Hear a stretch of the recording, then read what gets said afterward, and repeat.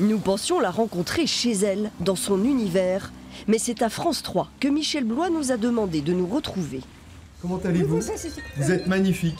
Oui, comme d'habitude, j'ai failli crever avec la chaleur. Ah, mais il était temps que vous veniez nous voir. Un grand retour après 10 ans qui enthousiasme celles et ceux qui ont travaillé avec elle. On m'annonce qu'il y a une star dans les murs. Oh, attention, hein. Vous allez avoir un méchant coup. Ma première chérie. La diva. Car Michel Blois, pendant près de 20 ans, a été la voix de la culture sur nos antennes. Le musée des Tumulus à Bougon. Ouvrant à nos téléspectateurs les portes des musées et autres églises de la région Limousin-Poitou-Charentes, partageant son regard sur les beautés de notre patrimoine. Ce qu'ils exprimaient à travers la spiritualité d'une époque, le Moyen-Âge, c'est l'aventure humaine. À 87 ans aujourd'hui, nous retrouvons la même personnalité pétillante, espiègle et malicieuse. Je n'oserais jamais. Ouais, c'est ça, moquez-vous. Oui. Tout aussi ravi de retrouver cette ambiance de travail en plateau et en régie. Je me suis tout de suite remise chez moi. Oui. Je suis chez moi ici. Ça a changé un peu quand même. Quelque peu, en effet, depuis sa première chronique dans nos murs en 1990.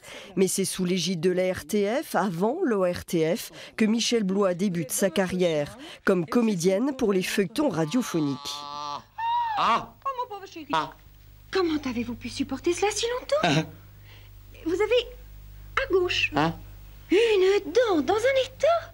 C'est au fil des évolutions audiovisuelles que de la radio, elle passe à la télévision, toujours en toute indépendance, menée par son insatiable curiosité. Et je dis, voilà, je vais enregistrer une voix. Grâce à la curiosité, je suis toujours enthousiaste.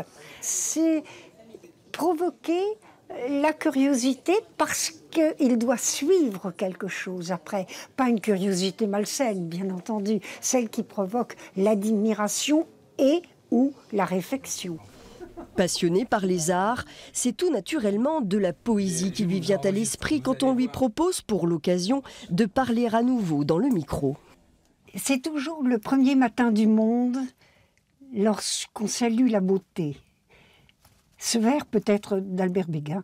Un des noms de son panthéon à elle, composé de poètes, musiciens, écrivains, que les dernières générations, à son grand regret, semblent oublier.